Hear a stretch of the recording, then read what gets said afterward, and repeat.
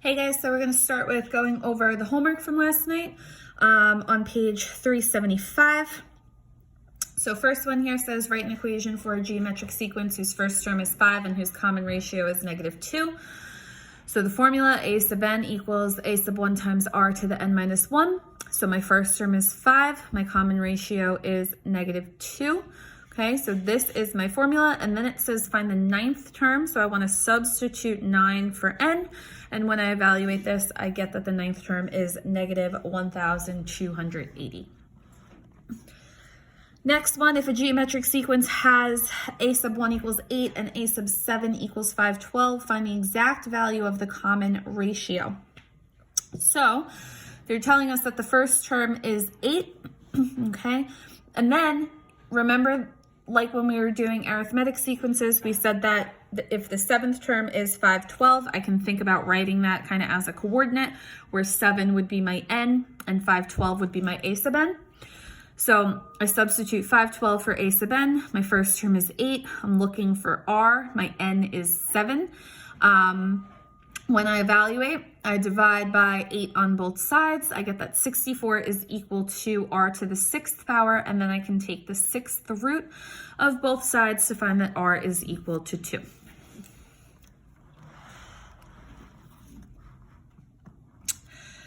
Okay, next one here says find the common difference between terms a sub 10 of an arithmetic sequence and a geometric sequence, both of which contain the terms a sub 2 equals 4 and a sub 4 equals 64. And then they give you a hint to find the 10th term for the arithmetic sequence and the 10th term for the geometric sequence. So you can see I split it up into both scenarios. So for the arithmetic sequence, the second term was 4, the fourth term was 64. So remember, the first thing we have to do is the slope to find the common difference. I get that the common difference is 30. Then I know that I can substitute values that I have to find my first term. So I'm using this coordinate here, 2, 4. So 4 is equal to a sub 1 plus 30 times 2 minus 1. I solve and get that my first term is -26. And then I can find the 10th term by substituting 10 for n into our explicit formula here. So I get the first term, -26, plus my common difference, 30 times n minus 1, which is 10 now, and I get that the 10th term is 244. For the geometric sequence, again, second term is 4, fourth term is 64. So I have 4 is equal to a sub 1 times r to the 2 minus 1. And when I simplified my exponent, I just get r to the first.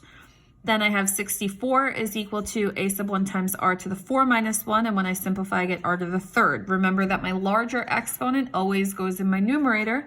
So 64 equals a sub 1 times r cubed divided by 4 equals a sub 1 times r to the first. The a sub 1's cancel. R to the third divided by r to the first gives us r squared equals 16, so r is 4. Then I know that I can take my common difference. Remember we said yesterday, I'm just going right back to this formula here, but now I know that r is 4. And when I solve for my first term, I get that my a sub 1 is equal to 1. And then from here, I can find the 10th term by plugging in 10 for n, and I get that the 10th term is 262,144. And then they ask you to find the difference between the two, so we just subtract, and we get 261,900.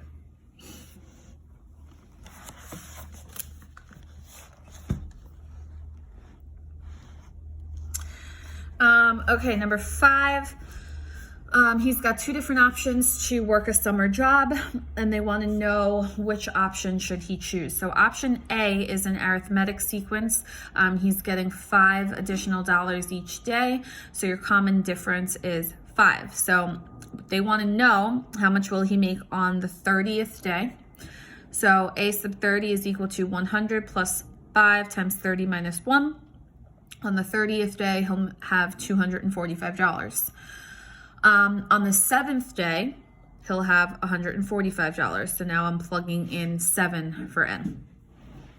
Option B is a geometric sequence, and in this case, our common ratio is 2, so I'm multiplying by 2 each time to get each next term. So again, on the 30th day, my first term is 0.01 times 2 to the 30 minus 1, and you can see I get this giant number, 5 million something here, okay? And then on the 7th day, if I evaluated for the 7th day, I would get 64 cents, okay? So in comparing the two options, if he works for 30 days, option B is much better, but if he works for 7 days, option A is better.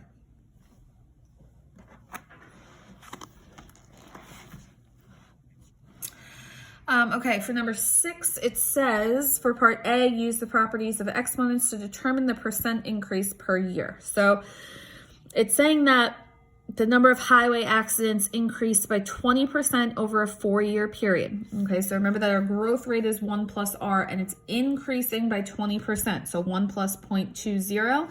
But because it's over a 4-year period, remember that means we take our exponent or our time and divide by 4. And then this is where we can kind of rework our exponents to get our growth rate. So I can rewrite this as 1.20 to the 1/4 t. Rewrite that again as 1.20 to the 1/4 to the t.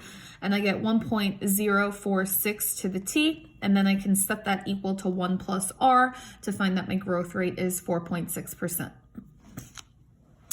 From there, it says write an explicit formula to represent the number of accidents since the year 2002, and let 2002 be the year t equals 1.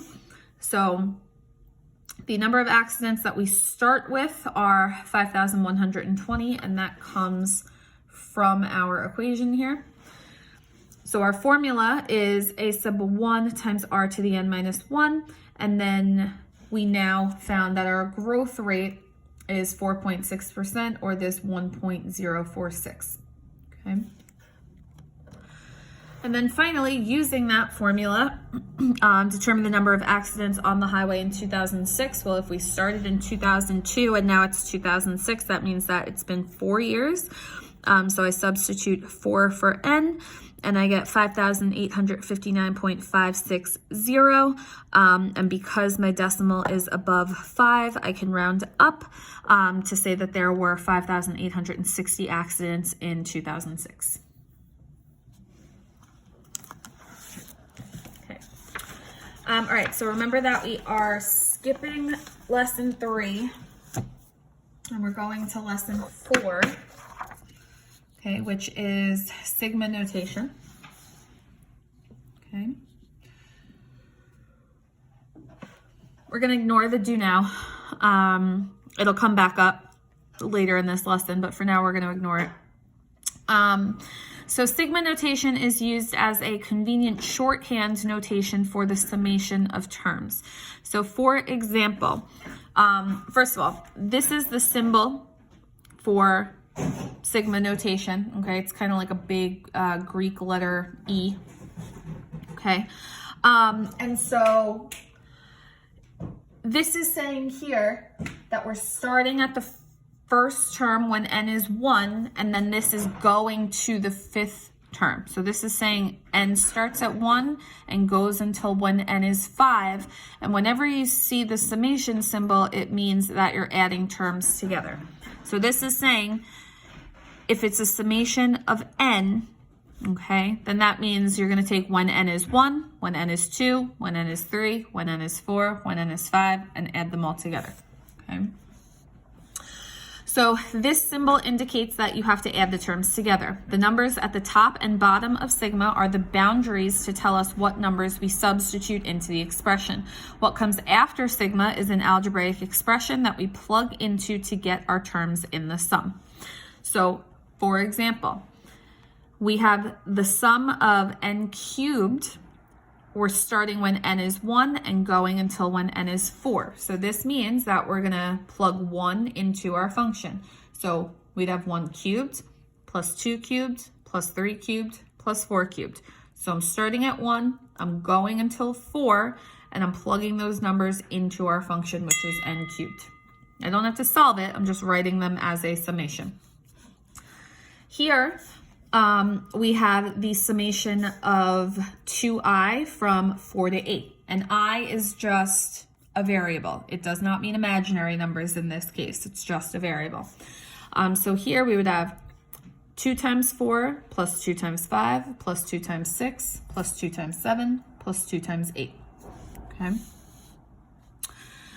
So here they want us to rewrite each expression as a sum. Okay. You do not have to write this out each time because it's going to take up space and it's going to take up time. But essentially what they're asking you to do is say, okay, we want 4 times 1 squared plus 4 plus 4 times 2 squared plus 4 plus 4 times 3 squared plus 4 plus 4 times 4 squared plus 4 plus 4 times 5 squared plus 4. So this is what this actually means. They're saying take values of m from 1 to 5, plug them into the algebraic expression, and add them all up, okay?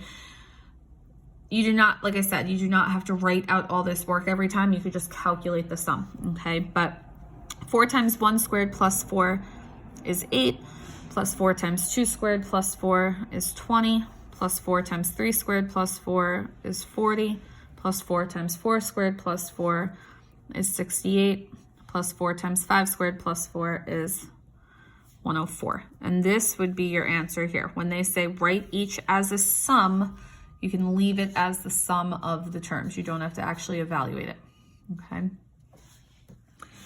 For the second one, we have the sum of 30 minus k squared from k equals 1 to k equals 5. So when k equals 1, we would have 30 minus 1 squared, or 30 minus 1 is just 29, plus 30 minus 2 squared, or 30 minus 4 is 26, plus 30 minus 3 squared, or 30 minus 9 is 21, plus 30 minus 4 squared, or 30 minus 16 is 14, plus 30 minus 5 squared, or 30 minus 25 is 5. Okay. I want you to try 3 and 4 on your own. Then for number 1 here, on this next practice set, now it says evaluate each series. So notice the difference versus the first set, rewrite as a sum, meaning I'm just finding what the sums are and writing them out, versus now it's saying evaluate each series, which means now when I write out the sums, I want to actually evaluate them, okay? So the sum of 3k from 1 to 5. So 3 times 1 is 3, plus 3 times 2 is 6, plus 3 times 3 is 9, plus 3 times 4 is 12, plus 3 times 5 is 15. And now they're saying actually evaluate that. So when I add all those together, I get 45. Okay. You guys will do 2. Sometimes you will be given the numbers written as a sum and be asked to write them in sigma notation. Use your sequence rules to make a rule for the numbers and have your sigma go from 1 to the number of terms you have. So example 4 says rewrite the do now in sigma notation. So the do now has the sum of the numbers from 1 to 100. Okay, so our sequence is 1, 2, 3, 4, 5, blah, blah, blah, blah, up to 100. And they want us to find the sum of this sequence. Well, this sequence here is an arithmetic sequence. I'm adding 1 each time. To get to each new term of the sequence, I'm adding 1, okay? So this would be an arithmetic sequence where our common difference is 1, okay? And there is 100 terms in this sequence, which means that n is 100, okay? So we know that our formula is a sub n is equal to a sub 1 plus d times n minus 1. So a sub n is equal to the first term, which is 1, plus our common difference, which is 1, times n minus 1.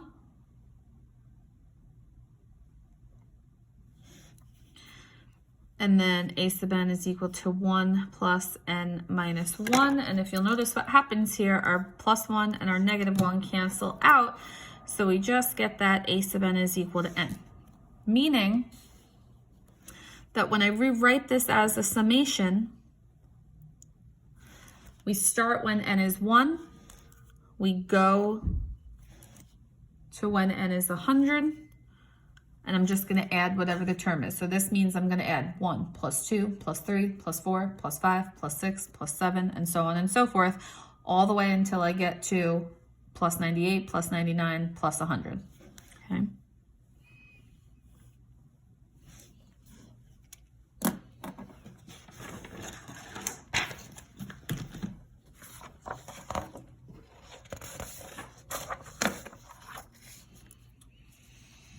All right, number 1 here says rewrite each sum in sigma notation. So the first thing I need to determine is this an arithmetic sequence or is this a geometric sequence?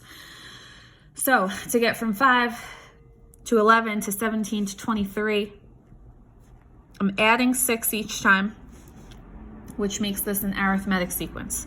So that means my formula is a sub n is equal to my first term 5 plus my common difference 6 to the n minus 1. Okay, so if I'm writing this in sigma notation, my formula is 5 plus 6 to the n minus 1. We're starting when n is 1, and what that means is that's not saying that the first term is 1. It's saying that this is our first term, this is our second term, this is our third term, this is our fourth term, and so on and so forth. Okay, so what happens is I need to know what term is 53. 53 is the what term of this sequence. Okay, so the way that I can find that, so essentially what I'm looking for is what number goes up here. And the way that I can find that is by saying, all right, I know 53 has to be equal to this formula. That's what the formula for the sequence is. And if I solve for n, it's going to tell me what term number is equal to 53. So we have 53 is equal to 5 plus 6n minus 6, or 53 is equal to 6n minus 1, or 54 is equal to 6n, or 9 is equal to n. And what that means is that the summation ends at the 9th term. So what this means is that 53 is the 9th term of this sequence. So when we rewrite this in sigma notation, it's saying I want to start at the first term, I want to plug all the terms into this formula, and I want to stop at the 9th term. So from the first term to the 9th term, plug into this formula. Okay. You guys are going to try number 2. Okay. And then getting into some more arithmetic series things now. So there's a difference between a sequence and a series. So as was previously mentioned, a sequence is just a string of numbers connected by commas with or without a pattern to them. Arithmetic sequences had a pattern of a common difference, which allowed us to create a rule to find the nth term of an arithmetic sequence. When you begin to add together terms that come from an arithmetic sequence, you will get what is called an arithmetic series. Okay, so the series is essentially the summation of the sequence. Okay. So the rule for adding together the terms in an arithmetic series is S sub n is equal to n divided by 2 times a sub 1 plus a sub n. Okay. So, number 1, find the sum of this series here, or this sequence here, using the sum formula for an arithmetic series. Okay. So obviously, if we're looking at a formula, there's some things we need to know. We need to know what is the first term, what is a sub n, and what is n. Those are things that we need to know in order to be able to calculate this. Okay, so first of all, I want to consider, all right, this here is the first term. This is when n equals 1. This is when n equals 2, 3, 4, 5, 6, and so on. Okay, so, and actually I'll write n equals every time.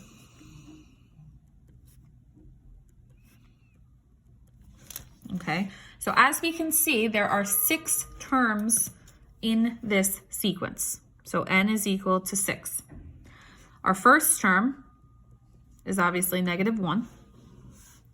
Okay, and a sub n, well, if there's 6 terms in the sequence, then a sub 6, or the 6th term, is equal to 9. So a sub n is always going to be equal to what your last term of the sequence is. Okay, and now that I know all of these, I can say, all right, well, my formula is n divided by 2 times a sub 1 plus a sub n. So I'm just going to now substitute the values that we know.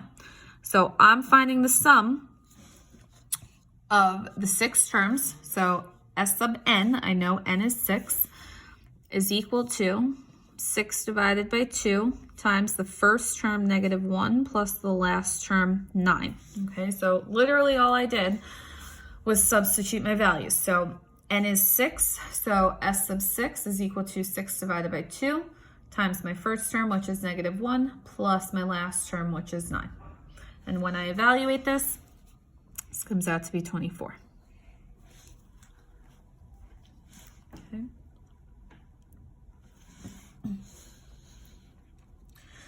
Number 2 says, given the series and the number of terms in the series, find the sum. So now they are giving us some series, and they're telling us how many terms are in the series, and they want us to find the sum. Okay, so remember the things that we need to know. We need to know, all right, well, we know n is 16, so that's good. We know our first term is 20, but what I don't know is what the last term is. I don't know what my a sub n is or what my a sub 16 is. Okay, so before I can find the sum, I need to find this. Okay, so we have a sub n is equal to a sub 1 plus d times n minus 1, and this goes back to Tuesday's lesson with arithmetic sequences. So now essentially I'm looking for, all right, what is the 16th term? Okay, so a sub 16 is equal to my first term, which is 20, plus my common difference, which is 7. I'm adding 7 each time, times 16 minus 1. Do some algebra. And we get that the 16th term is 125. So now we know that a sub n is equal to 125. Once I have my n, my a sub 1, and my a sub n, I can substitute into our formula. So s sub 16 is going to be equal to 16 divided by 2 times our first term, which is 20, plus our last term, which is 125. And s sub 16 is equal to 1160. Okay. You guys are going to try double I on your own. Number 3, find the number of terms in the sequence and then find the sum. So now I don't know what n is, and I also don't know, actually that's all I don't know. I don't know what n is, okay? I know that my first term is 5 and my last term is 93, but the issue is I don't know how many terms are in between. I don't know how many terms are in this sequence. So again, we can use our formula and substitute what we have. So we know that a sub n is 93. Our first term is 5. Our common difference here, what are we doing each time? We're adding 4. And we are solving for n. So we get 93 is equal to 5 plus 4n minus 4, or 92 is equal to 4n. And then we get that n is equal to 23. So this means that there are 23 terms in this whole sequence. And now that we know that, we can say, all right, s of 23 is equal to 23 divided by 2 times our first term, which is 5, plus our last term, which is 93. And that means s sub 23 is equal to 1127.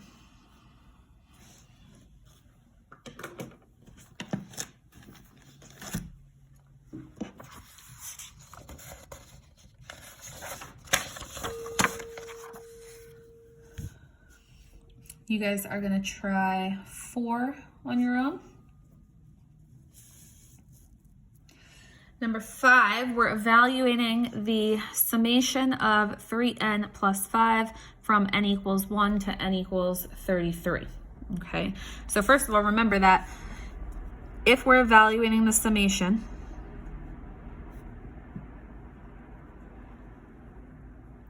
we need to know n, or how many terms are there. We need to know what's the first term and what's the last term. Okay, so to find the first term, I'm going to substitute 1 in for n. So we have 3 times 1 plus 5. That's going to be equal to 8. To find our last term, well, the last term is the 33rd term.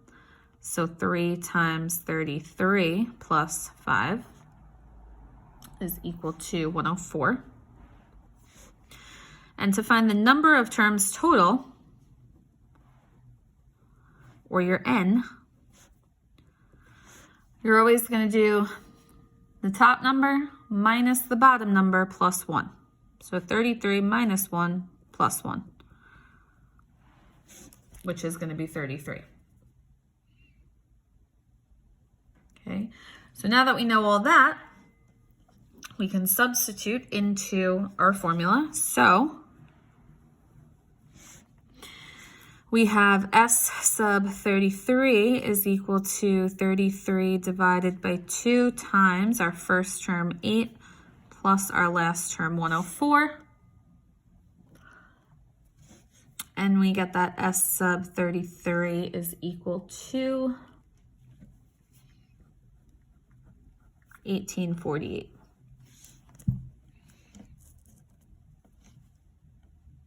Okay.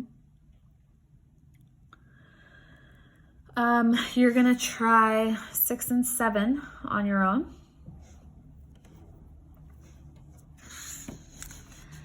Then 8 says a set of stadium bleachers have 100 seats in the first row, 115 seats in the second row, 130 seats in the third row, and so on and so forth.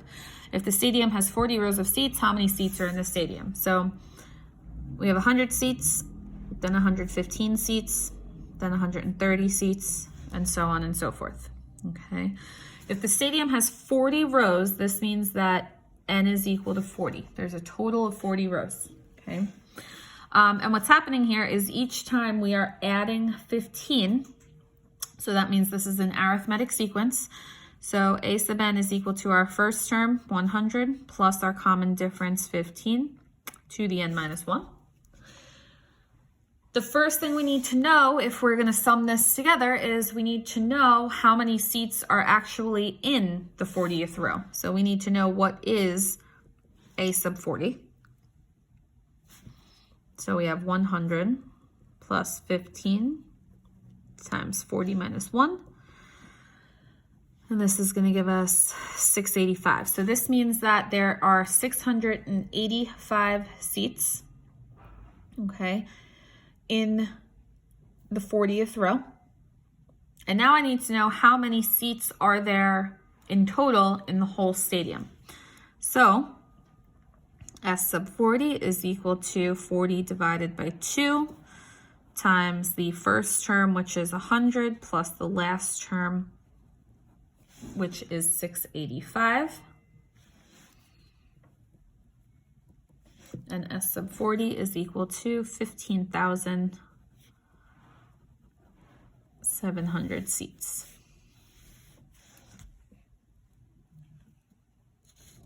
Okay, and then you guys are also going to try 9 on your own.